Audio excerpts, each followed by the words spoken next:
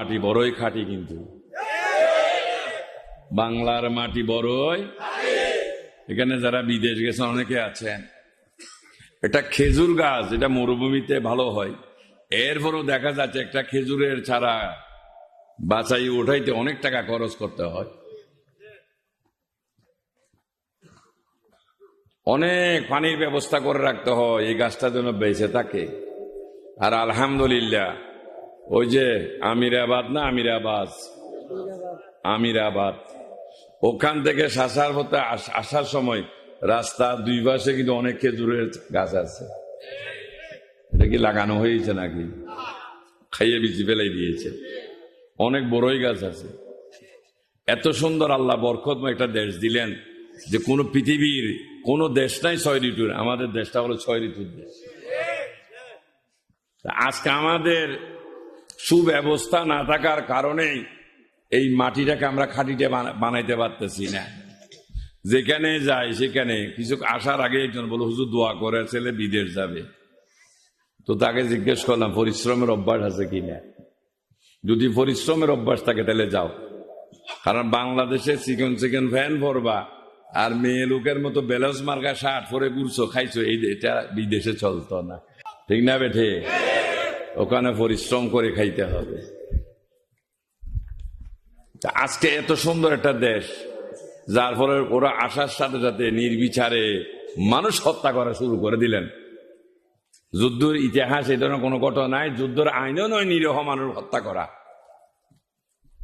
কারণ ওখান থেকে শিক্ষা হলো যাকে পাও তাকে হত্যা করো। শেষ পর্যন্ত আমার বাড়ি এবং দরবারে পশ্চিম পাশে বঙ্গোপসাগর, কিলোমিটার দূরে হবে। পাকিস্তান বেলুচিস্তান থেকে একটা জাহাজ এসে বিলল, ওখান থেকে সৈন্যগুলো নামার পর মারা শুরু করে দিলেন মানুষকে, যেহেতু ওখানকার নির্দেশ হলো ওঠাই পাকিস্তান থেকে। কিন্তু দেখা যাচ্ছে মসজিদ আছে, মানুষের মধ্যে দাঁড়িয়ে আছে, টুপি আছে।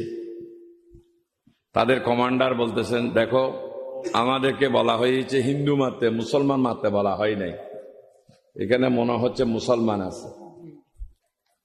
সালাম দিলেন, ওয়ালাইকুম আসসালাম উত্তর পাইলেন, ভাই আপ মুসলমান হো? হ্যাঁ হাম মুসলমান হো। ঠিক আছে। এইভাবে যখন মুসলমান দেখে দেখে যখন মারা হচ্ছে না, তখন হিন্দুরা চিন্তা করলেন যদি অবস্থা থেকে বাঁচতে চাই কিছুদিনের জন্য একটা মুসলমান সাজতে হবে। স্কুলে যখন খেলা হয় তখন অনেকেই যেমন খুশি তেমন সাজে। কথা বলবেন কি জন্য? একটা পুরস্কারের জন্য। তো তারাও চিন্তা করলো বাঁচতে হলে মুসলমান সাজতে। তখন এই জামার পাঞ্জাবি কেটে সিলাই খুলে দিলেন, দুই দিকে সিলাই দিয়ে মাথায় টুপি বানাই দিলেন।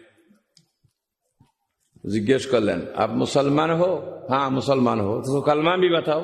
পরে দিলেন লা ইলাহা ইল্লাল্লাহু মুহাম্মাদুর রাসূলুল্লাহ। ঠিক আছে, তুম তো মেরা ভাই है। যখন ওনাকে ছেড়ে দিলেন, উনি এবার এই মেসেজ তাদের হিন্দু সম্প্রদায়ের মধ্যে ছড়াই দিলেন, যদি বাঁচতে চাও পাঞ্জাবি, ওই পাঞ্জাবি থেকে বাঁচতে হলে এই পাঞ্জাবি কাটো এবং এটাকে টুপি মাথায় পরে কলমাটা পড়ো, না হলে উপায়।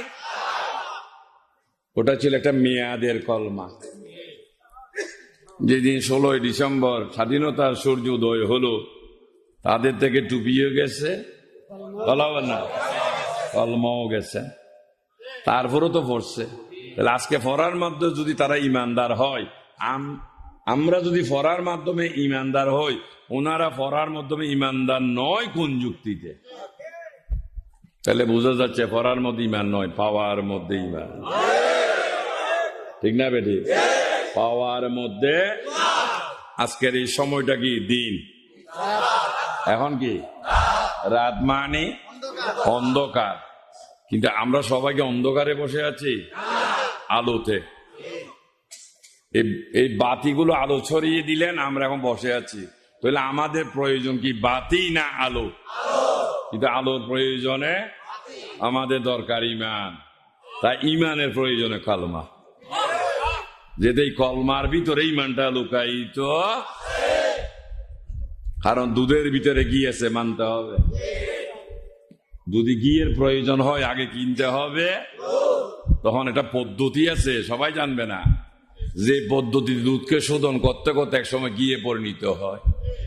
তাহলে একটা মেহেদি পাতার মধ্যে রং আছে, ঠিক না বেটি? কেটে হাতে কয়েকটা